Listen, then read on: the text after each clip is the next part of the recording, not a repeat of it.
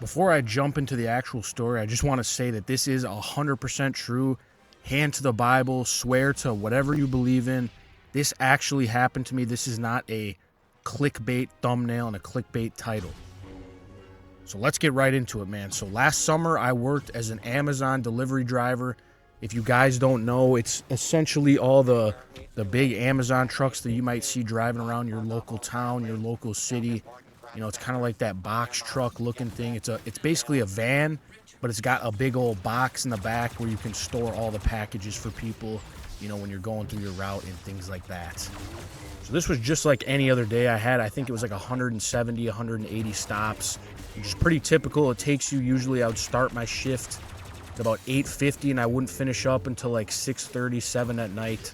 So you're putting in quite a bit of hours. But this was actually, the funny thing is, this was actually my last stop of the day. So I'm pulling in, I'm thinking, man, it's my last stop. I'm finally going to get home, just get this last one done, and we'll be all good to go. So I pull into the parking lot. To me, it looks like a restaurant. It's kind of the layout of it. It kind of looked like there was a couple restaurants right next to each other, and there was nobody in the parking lot at all. So I figured, okay, it's probably after hours. You know, there's probably just a manager or somebody in there that's going to, you know, get their Amazon package. So I get in the back of my van, look for the box. There's only one back there, obviously, so I grab it. It's a little small box, you know, something really small in there. I start heading my way towards the door. I kind of knock at first to see if anybody will come to the door. Sometimes you do that if it's like after hours. Nobody came, so I open up the door.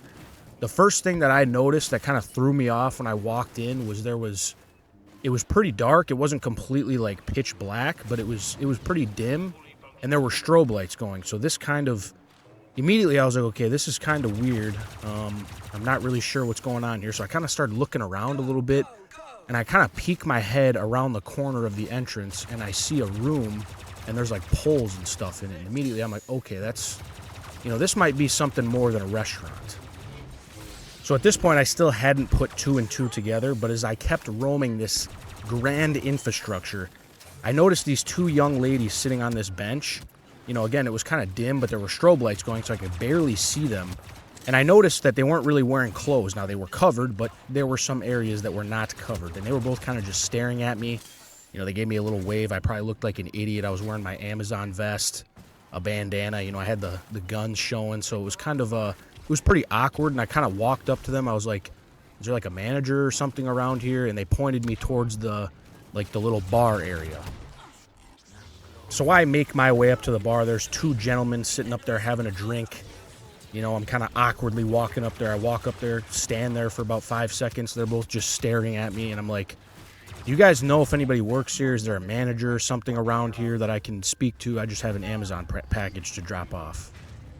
And before I could even finish that sentence, one of the guys at the bar goes, "What does it look like? I'm the manager." So at this point, I've already assumed that this is a gentleman's club, obviously. And I said, well, how am I supposed to know that you're the manager? I just walked in here. How would I, you know, I have no previous context. How am I supposed to know that? So then this guy goes, "Well, now you know, don't you?" Now, I was pretty upset about this. You know, this was my last stop of the day after a long day. And I was mad, man. I was very upset. So I basically just handed him the package. I was like, all right, man, whatever. And he kind of gave me this like mean look. I didn't even, you know, normally you're supposed to have them sign like a thing for you. I didn't even do any of that. I just walked away. And as I was walking out of the establishment, I opened the door and I slammed it as loud as I literally whipped the door as loud as I could. I pulled back with all of the might in my body, with all of the previous ancestors I've ever had in my life. I slammed that thing as loud as I could because I was mad. And as you know, as I started walking towards the van after I did this, as I exited the building, the guy was not too far behind me. I could hear him. He opened the door and he started, you know, hooting and hollering at me. He's like, did you just slam my door? And I wanted to egg him on a touch, so I said, no, I didn't really slam it too loud. You know, I just shut it like a normal person would shut it. And he proceeded to ask me if I work for Amazon.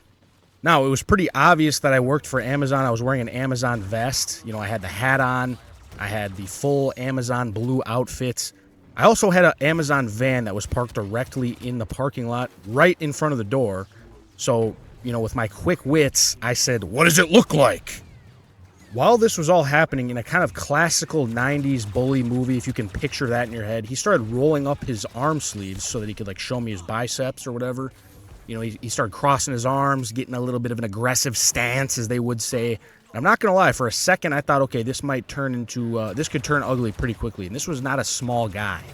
I think if you can picture any gentleman's club, these guys are not small. They're running these things. Some of these dudes are some bad dudes, so you don't want to get on their bad side. But I'm no coward myself.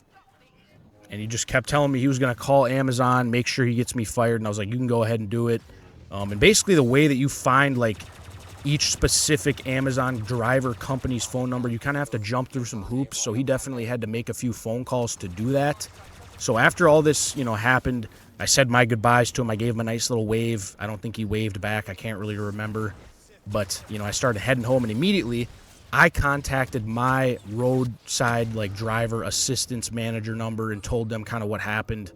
And they said, okay, that's fine. Like, you didn't do anything wrong. And I was actually, at first I thought they weren't going to be on my side because I did slam the door. I told them I did slam the door. Obviously, I lied to the guy and said I didn't slam it that hard. But I slammed it pretty hard, to be honest with you.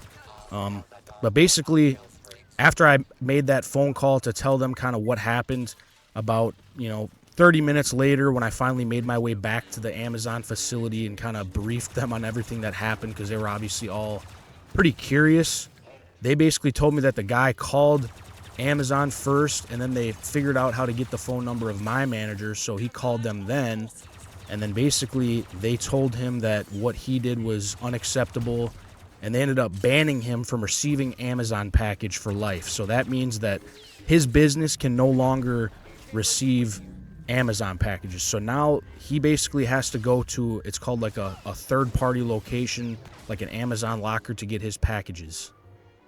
So not the funniest story of all time, but it's a weird one, man. It was a weird experience for me because I really didn't expect anything like that to happen. There's some weird things that happen when you're delivering packages and stuff like that. Most people are really nice. Usually it's like dogs or something like that. But to have a guy just kind of scream at you and act as though, you're supposed to know who he is was definitely weird. But then also on top of that, for him to then go make a phone call and end up having it backfire on him and he can no longer receive packages, I think is pretty funny. Now he has to go to a third-party locker to get his packages, pick up all of his stuff. And honestly, I've always wondered what was in that box that I gave him. That's something I've always wondered. But that's going to do it for today, man. Thank you for listening. Hit that like and subscribe button if you can. We're trying to build something here. But that's going to be it for today, man. I might tell some more of these stories. I got a bunch of them. Peace out.